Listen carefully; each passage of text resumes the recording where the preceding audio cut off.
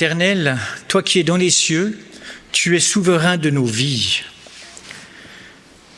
Que tu permettes à ce que nos actes, nos paroles te sanctifient et que, si ce n'est pas le cas, que tu nous permettes d'en prendre conscience afin de te le remettre, afin que nous puissions te demander pardon et afin que nous puissions aller vers l'autre personne que nous aurions offensée ou nous n'avons pas eu forcément une bonne attitude, que nous puissions aller le reconnaître. Parce que c'est aussi à travers cela que les gens verront que tu habites en nous, que tu as fait ta demeure en nous. C'est pas toujours évident, Seigneur, de réaliser combien nous avons raté la cible, combien nous sommes loupés, combien peut-être par nos paroles, par nos attitudes, nous avons fait du mal à quelqu'un, ou nous avons peut-être dit du mal de quelqu'un, blessé une personne. Mais vraiment que ton Saint-Esprit vienne en nous pour nous conduire afin que, à travers cette reconnaissance de nos travers, de nos péchés, eh bien, ce soit ta gloire qui resplendisse parce que les gens voient que tu habites en nous. Et ô combien c'est libérateur. Et ô combien cela peut aussi permettre aux gens de te découvrir et te donner aussi leur vie. On veut aussi te demander que ton règne vienne, parce que tu vois tout ce que nous vivons aujourd'hui. Nous avons besoin de toi, parce que le monde va mal. Mais tu es la lumière de ce monde, et que cette lumière vienne éclairer nos cœurs, même si nous sommes en train de vivre dans la tourmente, même si nous vivons des moments difficiles, que nous puissions nous accrocher à toi, parce que c'est toi qui es notre salut, que tu viennes nous donner ta paix, malgré ce que nous pouvons vivre. Merci parce que tu nous pardonnes nos péchés alors que nous puissions aussi pardonner à ceux qui nous ont fait du mal, comme toi tu nous pardonnes. Merci de nous garder aussi des attaques de l'adversaire. Tu sais combien il est là, il veut nous influencer. Mais toi tu es Seigneur et c'est toi qui règnes sur nos vies. Il n'a aucun pouvoir sur nous. Et on veut proclamer ta victoire sur nos vies, parce qu'il ne peut pas nous influencer. Permets-nous d'être sur nos gardes, que nous puissions vraiment prendre tes armes. Et merci parce que tu es rempli d'amour et de bonté pour nous et que nous pouvons nous laisser aller en toute confiance dans tes bras. Merci de ce que tu vas nous apporter ce matin à travers le message d'Arnaud. Ouvre nos cœurs pour que nous soyons réceptifs. Au nom de Jésus. Amen. Le texte d'aujourd'hui est dans 1 Roi 19, versets 8 à 15. Il se leva, mangea et but, et avec la force que lui donna cette nourriture, il marcha 40 jours et 40 nuits jusqu'à la montagne de Dieu à Horeb. Et là, il entra dans la caverne et il y passa la nuit. Et voici, la parole de l'Éternel lui fut adressée en ces mots. « Que fais-tu ici, Élie » Il répondit, « J'ai déployé mon zèle pour l'Éternel, le Dieu des armées, car les enfants d'Israël ont abandonné ton alliance, ils ont renversé tes autels, ils ont tué par l'épée tes prophètes. Je suis resté, moi seul, et ils cherchent à m'ôter la vie. » L'Éternel dit, « Sors et tiens-toi dans la montagne devant l'Éternel. » Et voici, l'Éternel passa. Et devant l'Éternel, il y eut un vent fort et violent qui déchirait les montagnes et brisait les rochers. L'Éternel n'était pas dans le vent. Et après le vent, ce fut un tremblement de terre. L'Éternel n'était pas dans le tremblement de terre. Et après le tremblement de terre, un feu. L'Éternel n'était pas dans le feu. Et après le feu, un murmure doux et léger. Quand Élie l'entendit, Il s'enveloppa le visage de son manteau. Il sortit et se tint à l'entrée de la caverne. Et voici une voix lui fit entendre ces paroles. « Que fais-tu ici, Élie ?» Il répondit, « J'ai déployé mon zèle pour l'Éternel, le Dieu des armées, car les enfants d'Israël ont abandonné ton alliance. Ils ont renversé les autels et ils ont tué par l'épée tes prophètes. Et je suis resté, moi seul, et ils cherchent à m'ôter la vie. » L'Éternel lui dit, « Va, reprends ton chemin par le désert jusqu'à Damas, et quand tu seras arrivé, tu oindras Hazaël pour roi de Syrie. » Quand est-ce que c'est la dernière fois que vous êtes ennuyé? C'est pas facile, hein?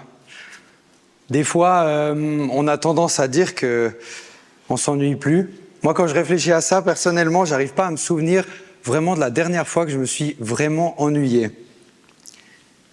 Et est-ce que c'était votre choix? Est-ce que la dernière fois que vous êtes ennuyé, est-ce que vous l'aviez choisi ou bien ça vous a été imposé? Ça n'arrive pas tous les jours, mais ça arrive.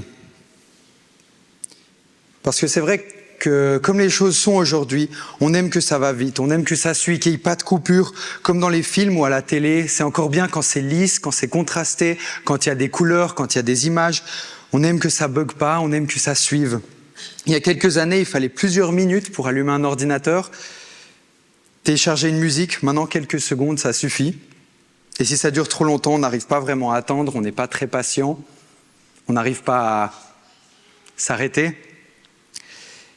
À la moindre pause, on perd l'attention, on fait tout vite, le plus lisse, le plus fluide possible. On a tendance à perdre l'attention, à plus être attiré si ça pose quelques problèmes. Et si tout d'un coup, ça s'arrête. Et si tout d'un coup, il y a le silence. On met sur pause. Il n'y a plus d'échappatoire et on se retrouve, nous, avec nos pensées. Après une surstimulation, l'activité qu'on a vécue en dehors, elle permet à tout ce qui est en dedans de commencer. Quand on s'arrête, il y a quelque chose d'autre qui commence. Nos pensées, nos réflexions, on commence à les découvrir. Et qu'est-ce qui est le plus interne? Qu'est-ce qu'on trouve quand on arrête tout ce qui est en dehors et qu'on regarde qu'est-ce qui est en dedans?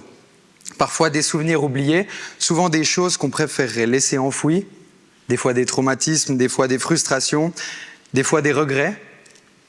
Mais quand on creuse encore plus bas, quand on a soulevé ce qu'on est en train de vivre aujourd'hui, les souvenirs, les peurs qu'on a pour demain, quand on a tout soulevé et qu'on regarde tout au fond, alors on peut entendre ce qui était là. Le souffle doux et léger, le murmure. Mais ce travail sur soi, il n'est pas facile et on n'y arrive pas en quelques minutes ou en un claquement de doigts comme ça. Ça prend du temps. On ne peut pas le mettre entre deux rendez-vous, entre le sport et puis le repas du soir. On ne peut pas faire ça juste comme ça. Ça prend un peu plus de temps que ce qu'on pourrait avoir envie que ça prenne. Il faut du temps pour mettre sur pause, pour s'arrêter et s'autoriser à écouter quand les bruits extérieurs ils s'arrêtent et que les bruits intérieurs peuvent commencer.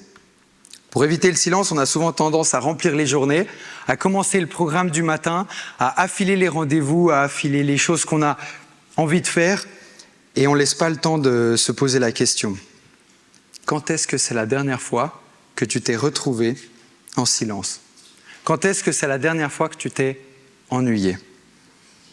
Il y a quelques jours, il y a quelques semaines, ce matin, hier, c'est difficile à savoir. Mais on peut se poser la question, pourquoi est-ce qu'on fuit ce silence? Pourquoi est-ce qu'on prend toutes ces activités, on les met les unes après les autres et on n'arrive pas à s'arrêter? On peut avoir de la peur de se retrouver face à soi-même, la peur de se retrouver avec des choses qu'on n'a pas forcément envie de se souvenir, la peur de ne pas être content avec le bruit qui est à l'intérieur de nous, ou bien alors vraiment la peur qu'en fait, il n'y a pas grand-chose à l'intérieur. Et finalement, qu'on se retrouve vraiment en silence total. On a aussi peut-être peur de ne plus savoir comment gérer le sentiment de rien avoir à faire. C'est vrai ça, quand est-ce qu'on n'a rien à faire? Alors l'ennui, comme on le définit aujourd'hui, c'est un peu négatif, c'est vraiment l'ennui, on n'a rien à faire, on n'a vraiment pas la capacité d'être productif. Et on n'arrive pas à être positif pour tous. Et selon comment, ça peut être vraiment négatif de s'ennuyer.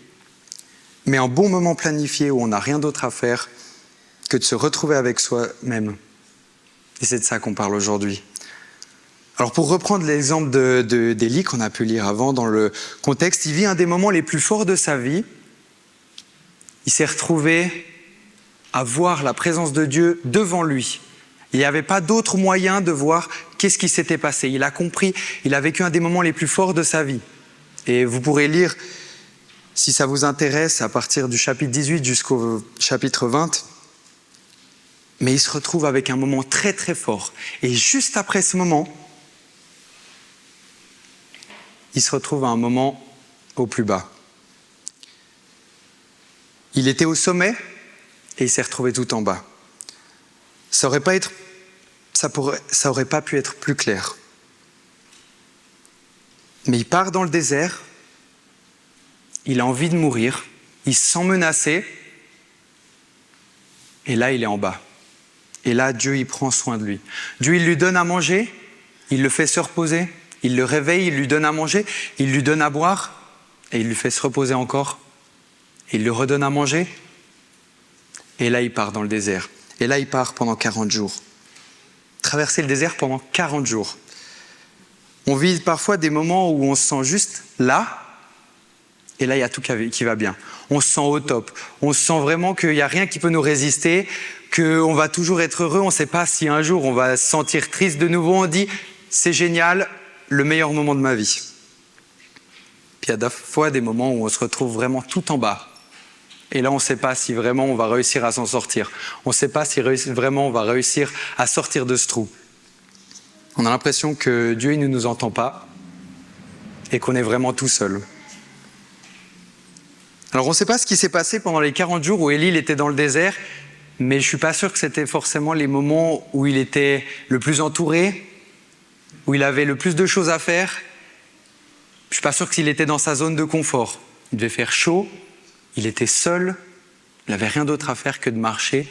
Marcher où? Il avait une destination, mais c'est long, 40 jours. Hein. Il se retrouve vraiment abandonné. Et là, il entra dans la caverne et il y passa la nuit. Et voici la parole de l'Éternel lui fut adressée en ces mots. « Que fais-tu ici, Élie » Il répondit, « J'ai déployé mon zèle. » L'Éternel dit, « Sors et tiens-toi devant la montagne, devant l'Éternel. » Et voici l'Éternel passa. On a d'abord le vent, mais l'Éternel n'est pas là.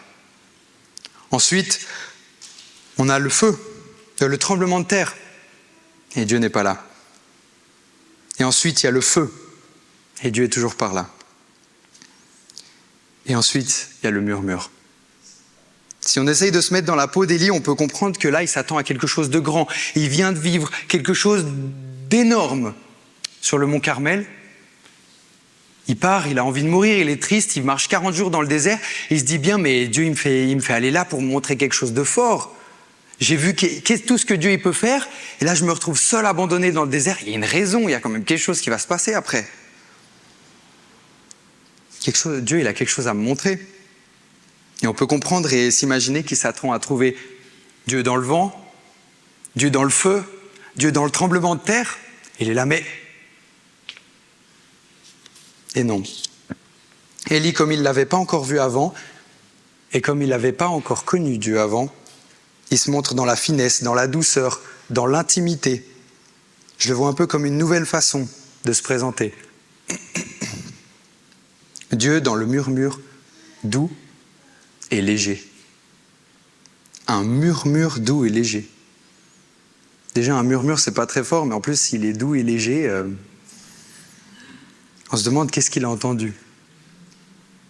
Et nous, dans toutes nos activités, nos journées, est-ce qu'on n'attend pas aussi de trouver Dieu dans le vent des journées, le feu des activités, le tremblement de terre, toutes les émotions qu'on vit? Est-ce qu'on n'attend pas de trouver Dieu de la même manière qu'on communique avec quelqu'un d'autre? Est-ce qu'on n'attend pas à trouver Dieu dans la même manière de communiquer qu'on utilise? On attend quelque chose de fort. En tout cas, personnellement... Moi, je m'attends à ça. Très souvent, si ce n'est pas tout le temps, j'attends une réponse, j'attends au moins un signe qu'on m'écoute. Après chaque moment où on parle avec quelqu'un, en général, on s'attend à une réponse, on s'attend à... Si on est au téléphone, on attend à quelqu'un dise « ah oui, au moins un signe qu'on nous écoute. Et là, il n'y a rien. Après chaque moment de spiritualité forte, il y a des moments de vide et des moments de silence de Dieu.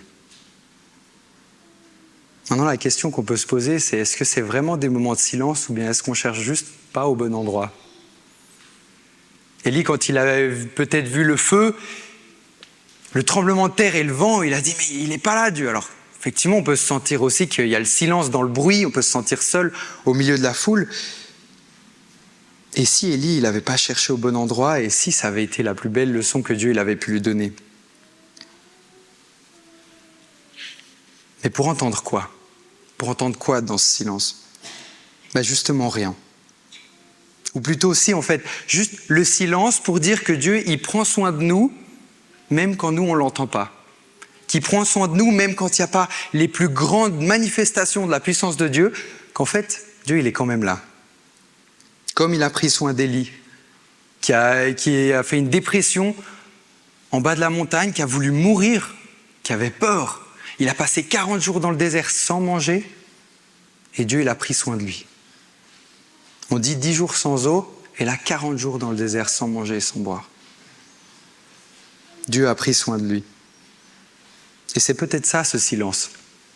C'est peut-être ça, c'est pour nous rappeler que finalement, même quand on n'entend rien, en fait, c'est quand même Dieu qui est là, mais qu'on tend peut-être pas assez l'oreille, ou qu'on ne cherche pas au bon endroit. Et c'est ça qui est beau, c'est qu'à ce moment qu'on se rend compte que c'est Dieu qui nous met en pause. C'est pas nous qui nous mettons en pause, c'est juste qu'il nous dit « Reste là, je te mets en stand-by. Tu restes sur le banc comme si on jouait au foot pour te reposer, pour peut-être te préparer, pour t'entraîner pour plus tard. Mais attends, il n'y a rien. Peut-être tu as juste besoin de te préparer ou peut-être tu as juste besoin d'apprendre quelque chose. » Et à ce moment-là, Élie il comprend. Il comprend sa mission. Aller nommer le prochain roi d'Israël. Aller chercher le prochain prophète. Parce que si on continue encore dans les versets, c'est Élisée qui va aller chercher. Et on sait tout ce qu'Élisée il a fait. Dieu il l'a mis en pause. C'est pas Élie qui a choisi de se mettre en pause. C'est Dieu qui lui a dit « Reste là, attends. Si tu n'entends rien, c'est normal. Mais je suis quand même là. » Il y a une autre histoire qui mentionne 40 jours dans le désert et je pense que vous avez sûrement dû y penser. Et j'aime beaucoup ce parallèle dans la Bible, il est juste magnifique. Jésus qui passe 40 jours dans le désert, aussi sans manger, sans boire. Et là, 2 fois la même histoire avec la même période de temps et aussi une préparation. Jésus qui s'est préparé aussi pendant 40 jours pour faire face aux tentations, pour se préparer pour ses 3 ans de ministère, pour se préparer à toutes les choses et à la patience qu'il devrait avoir, pour se préparer à toutes les réponses qu'il devrait donner. Et là aussi, c'est Dieu qui lui a dit « Attends, je te prépare. » Là, Jésus l'avait choisi, mais peut-être que nous aussi, on peut choisir. Nous aussi, on peut choisir de faire une pause. Parce que quelle est la raison pour laquelle je fais une pause ? Quelle est la raison pour laquelle j'ai besoin d'une pause ? Ou bien quelle est la raison pour laquelle Dieu me met en pause ? On ne sait pas.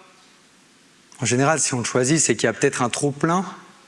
Ou bien si on en a vraiment besoin, c'est aussi qu'il y a une raison importante. Mais si c'est Dieu qui nous met en pause, peut-être qu'il prépare quelque chose d'encore plus fort après. Et peut-être que de juste suivre cette pause, ça nous permet de bien se préparer.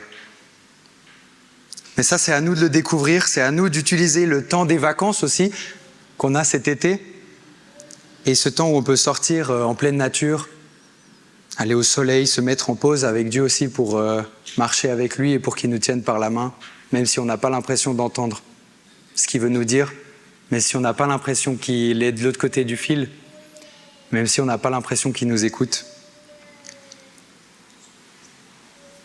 Mais si Jésus il a pris ce temps à part, parce qu'il en avait besoin. S'il a pris ce temps à part pour se préparer, pour se connecter à Dieu et pour bien commencer, peut-être que nous aussi, on peut se mettre en pause. On ne sait pas qu'est-ce qu'on va commencer.